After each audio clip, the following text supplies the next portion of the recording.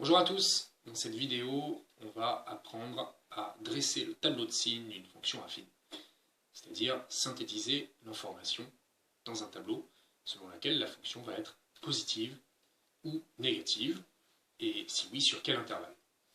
Alors, pour faire ça, on a besoin dès le début de s'intéresser au signe de petit a, parce que le signe de petit a du coefficient directeur, c'est ce qui va nous permettre de distinguer deux différents cas pour les tableaux de signes des fonctions affines.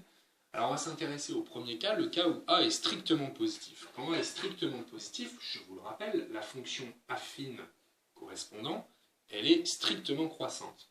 Donc elle va être représentée par une droite qui monte. Droite qui monte, par exemple celle-ci. Quand on regarde graphiquement ce que ça donne, on s'aperçoit qu'au début, la droite, elle va être située en dessous de l'axe des abscisses, et puis comme elle monte, un jour ou l'autre, elle va bien finir par dépasser l'axe des abscisses et être située au-dessus. Alors, on peut déjà anticiper sur la création du tableau de signes, parce qu'on comprend bien que au début, ça va être négatif, puis ça va être positif. Et entre les deux, il y aura forcément un passage par l'axe des abscisses pour lequel la fonction s'annulera et sera égale à 0. Donc, le tableau de signes d'une fonction affine qui a un petit a, coefficient directeur strictement positif, il ressemble à ça. Ici, on a moins l'infini, ici, on a plus l'infini. Dans le cas où la fonction affine a un petit a qui est strictement négatif, elle est représentée par une droite qui descend, qui a une pente négative, par exemple celle-ci. Et même raisonnement, on peut réaliser que au début, quand x est négatif, eh bien, la fonction sera positive, et puis comme elle descend, eh ben, elle va finir par devenir négative. Et donc entre les deux, il y aura encore une fois un point, une abscisse, pour laquelle la fonction va s'annuler. Je le symbolise par un 0 dans mon tableau. Donc là aussi, j'ai x, f de x, moins l'infini, plus l'infini. Donc voilà déjà pourquoi on doit distinguer deux cas, c'est essentiel, dès le début, on reconnaît quel est le signe du coefficient directeur, et selon s'il est positif ou négatif, on aura un tableau de signes qui sera en moins 0 plus, ou bien en plus 0 moins. Maintenant, il reste une chose à faire, assez importante d'ailleurs, c'est trouver cette valeur ici.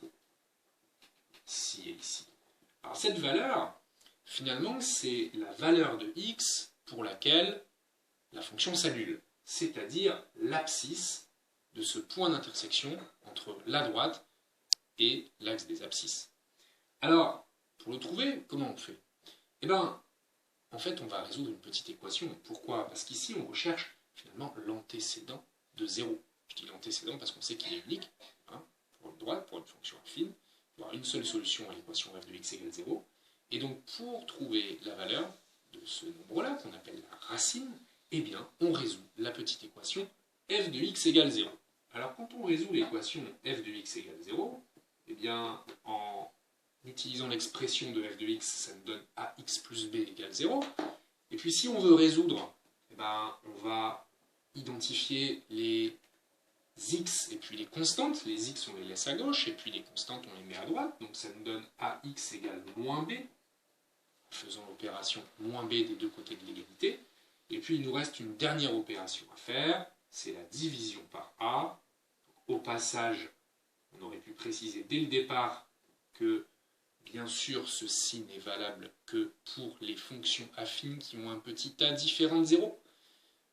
Le cas a égale 0 n'est pas très intéressant en termes de signe, puisqu'en fait il s'agit de fonctions constantes, fonctions qui gardent toujours le même signe tout au long de leur vie, surtout l'intervalle moins l'infini plus l'infini. On le traitera à part cet exemple-là. En divisant par a, on obtient la valeur de la fameuse racine, qui vaut moins b sur a. C'est donc en x égale moins b sur a que nos fonctions affines vont s'annuler. Et nous avons donc les deux types de tableaux pour une fonction affine de type ax plus b. Moins 0 plus en s'annulant en moins b sur a, ou bien plus 0 moins en s'annulant en moins b sur a. J'ai dit b sur a, mais c'est moins b sur a aussi, hein, cette même valeur ici, pour le calcul de la racine. Alors, on va travailler sur un exemple. Exemple pour un a positif. J'efface tout ça.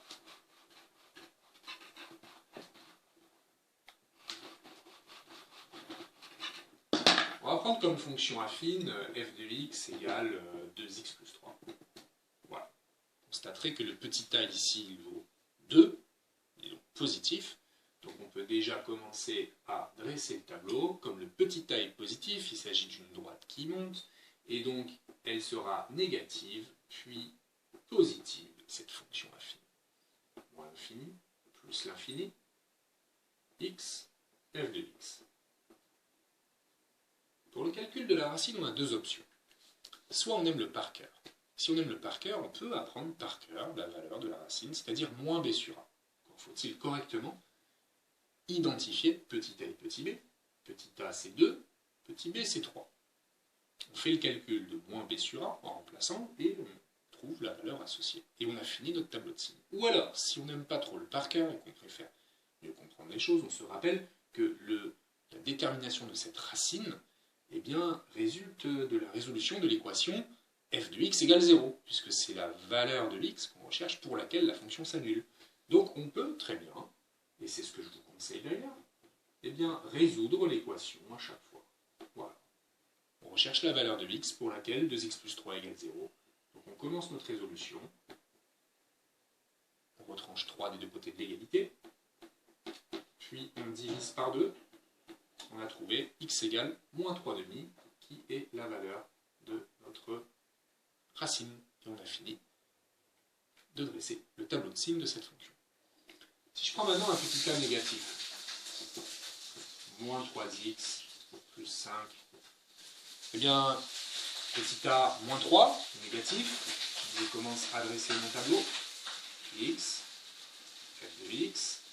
Comme petit a est négatif, je suis en présence d'une fonction affine décroissante, strictement décroissante, et donc la droite descend, et donc elle commence par être positive, et elle finit par être négative. On peut dessiner des petites droites, voilà, comme ça. Au passage, vous vous rappelez que l'ordonnée d'origine, c'est 5, même si on n'en a pas besoin. Là, je mets moins l'infini, là, je mets plus l'infini, et puis, là encore, il me faut calculer la racine. Pour la calculer, je prends l'expression de ma fonction, moins 3x plus 5 égale 0. Je fais passer le 5 de l'autre côté par l'opération moins 5.